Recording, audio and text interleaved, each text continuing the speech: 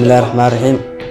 magacayga waa Cabdullaahi Axmed Cumar waxaan joogaa Soomaali Sudanis Specialist Hospital 8 bil ka hor ayaa dhaawac igu soo gaaray hadda taan waxa lagu sameeyaa qaliinka ACL insha Allah waxaan rajeynayaa inaan Brunei hore ugu laabto.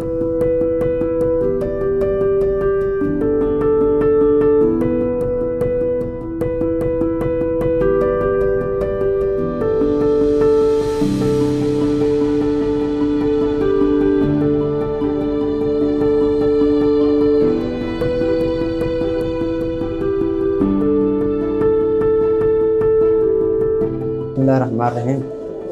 maanta maalintii koowaad ee qaliinkay kadib waxaan rabaa ka baxo isbitaalka